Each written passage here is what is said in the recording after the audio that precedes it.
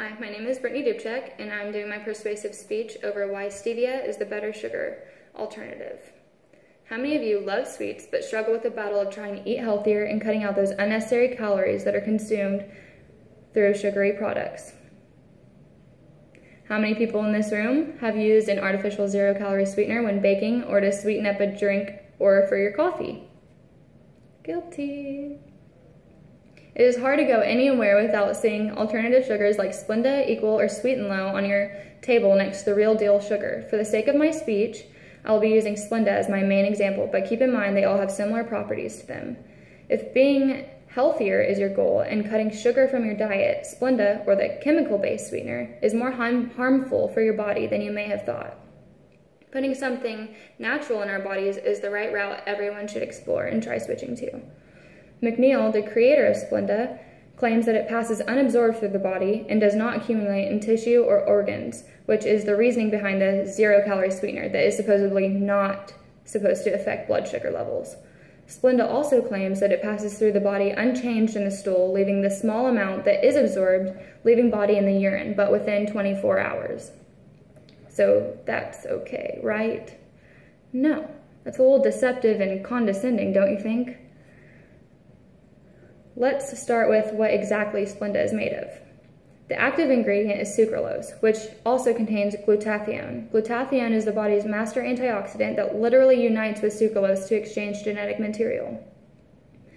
This has profound effects on health, for example, degradation of immune function and steady alterations to gut flora, which I will talk about later on the importance of gut flora for our body.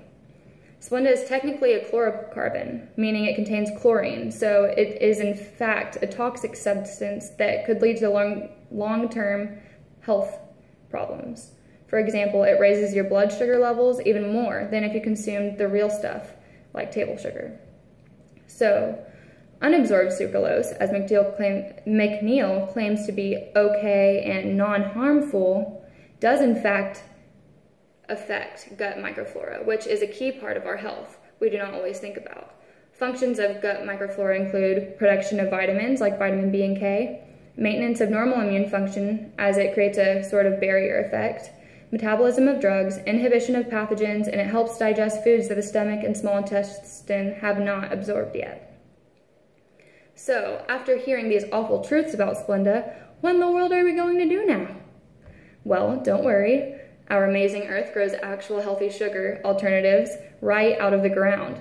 The groundbreaking plant is called stevia. Stevia is a natural plant-based sweetener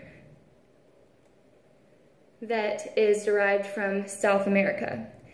It comes in both powder and liquid forms and can be used in a variety of ways, just as sugar and Splenda does, but it is about 200 times sweeter, so you don't have to use as much. Splenda, on the other hand, is 600 times sweeter than sugar. So again, why not choose stevia?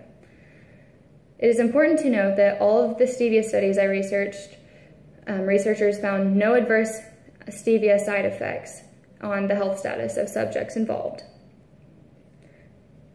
So it comes in all different forms. There's the big bags of sugar, there's small packets, there's even water enhancer drops. First off, there are different types of stevia, so it's important to know the difference.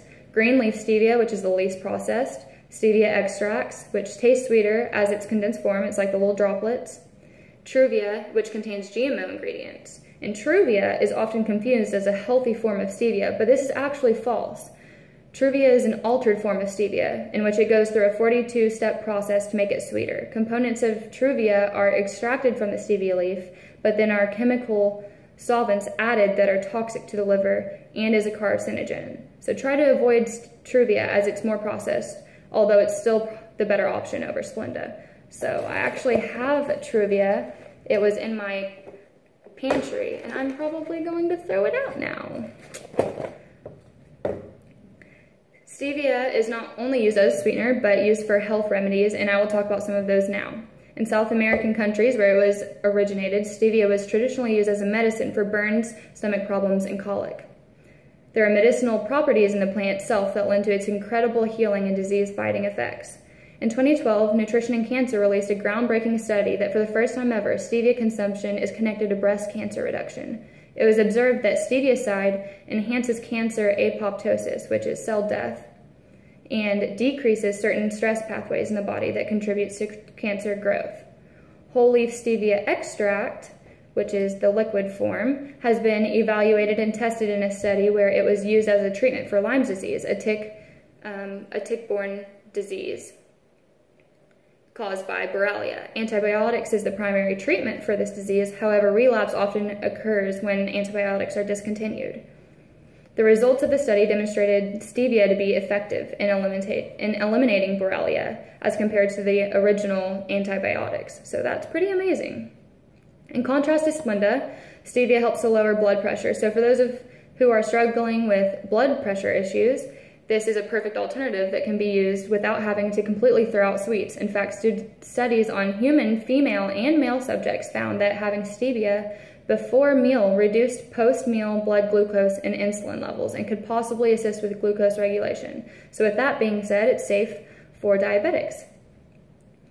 Regarding cholesterol, researchers concluded that stevia extract effectively decreases elevated cholesterol levels, including bad LDL cholesterol, while increasing good HDL cholesterol. So you could say stevia rocks best of both worlds when it comes to cholesterol numbers.